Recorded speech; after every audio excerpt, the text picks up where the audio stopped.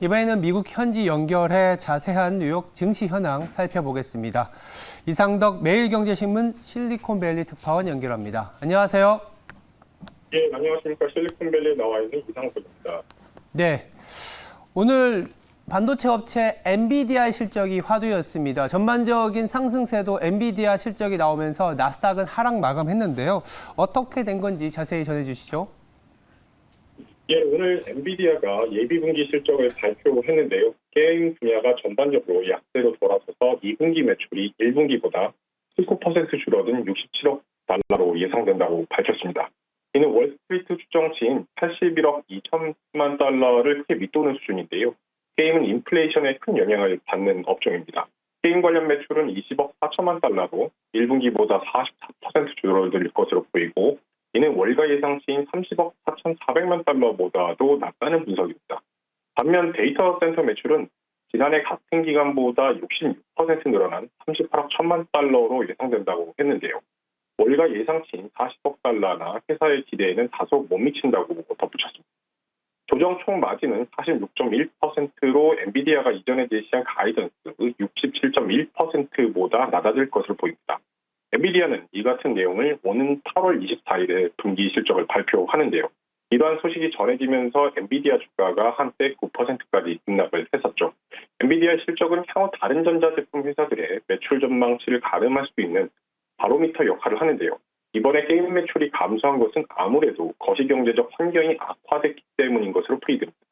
이날 젠슨환 CEO는 발표문을 통해서 게임 제품 판매율 예측이 크게 감소했다면서 판매율에 영향을 미치는 거시경제 상황이 계속될 것으로 예상되기 때문에 게임 파트너와 함께 가격을 낮추고 재고를 조정하는 조치를 취하겠다라고 밝혔습니다. 또 콜렉트 프레스 CFO는 성명을 통해서 이번 분기에 발생한 상당한 비용은 심각한 부품 부족과 지속적인 거시경제적 불확실성에 대한 기대를 반영했다고 덧붙였습니다. 이 같은 소식이 전해지면서 애널리스트들은 목표 주가를 속속 수정을 했는데요. 스리바스타는 목표 주가를 250달러를 유지했는데 FBN 증권은 목표 주가를 250달러에서 225달러로 하향 조정을 했습니다. 또 로렌블란 역시 목표 주가를 400달러에서 320달러로 낮췄습니다. 오늘 주식시장은 앞서 말씀을 주셨는데요. 엔비디아의 매출 약세 전망에 따라서 행보세를 좀 보였고요. 11개의 S&P 섹터 가운데서는 현재 임의 소비재가 가장 큰 폭으로 나타났습니다. 반면 반도체와 반도체 장비주는 오늘 아까 말씀드렸던 대로 엔비디아 실적 전망이 악화되면서 타격을 받았고요. 다만 채권 시장은 10년물 국채 수익률이 7bp 하락한 2.77%, 2년물 국채 수익률이 3bp 하락한 3.21%를 기록했습니다.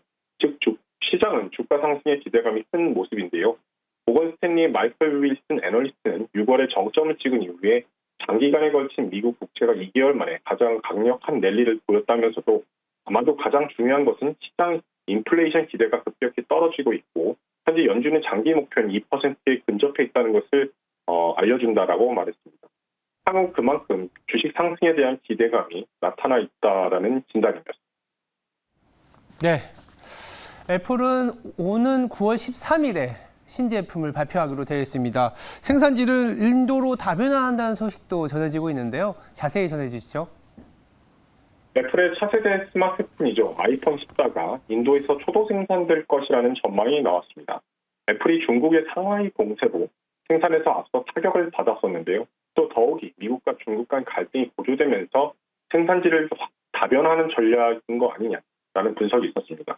애플 전문가로 유명한 범잉치 대만 TF 인터내셔널 증권의 연구원은 애플이 차세대 스마트폰을 인도와 중국에서 동시에 생산할 것으로 보인다면서 차세대 아이폰을 중국 외 지역에서 생산하는 것은 이번이 처음이라고 설명을 했습니다. 애플은 폭스콘 등 협력업체를 통해서 아이폰을 전량 생산하고 있는데요. 협력업체인 폭스콘은 중국, 인도, 브라질 등의 생산기지를 두고 있고 인도는 중국보다 보통 1분기 이상 늦게 출하하는 것이 관례였습니다. 중국은 아이폰 생산에서 절대적인 비중을 차지하는 국가로 꼽히는데요. 애플은 중국의 국가에서 생산한 아이폰을 그동안 수출용이 아닌 현지 내수용으로 배치를 해왔습니다. 하지만 카운터포인트 리서치에 따르면 아이폰 생산량 중 인도 점유율은 2020년 1.3%에서 올해 약 7%까지 늘어날 것으로 보입니다. 애플이 차세대 스마트폰을 중국의 국가에서 생산하기로 한 까닭은 지정학적 리스크가 갈수록 커지고 있기 때문인데요. 애플은 낸시 펠로시 미국 하원의장의 대만 방문 직후에 중국이 미국을 상대로 보복할 가능성이 크다고 공급업체에게 안내를 한 것으로 알려졌습니다.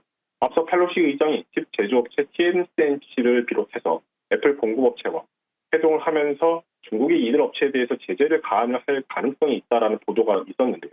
애플은 그동안 중국에 대해 극도로 조심하는 자세를 취했었습니다. 블룸버그에 따르면 애플은 중국으로 향하는 대만 업체 제품 부품의 원산지를 대만 중국 또는 중화 타이베이로 표기했는지를 확인하고 있다고 하는데요. 대만은 중국으로 보내는 수출품의 원산지를 대만 또는 중화민국으로 적시하는데 이런 표기법이 중국의 규제를 받을 수 있다는 평가입니다. 이상 실리콘밸리에서 이상덕 특파원이었습니다.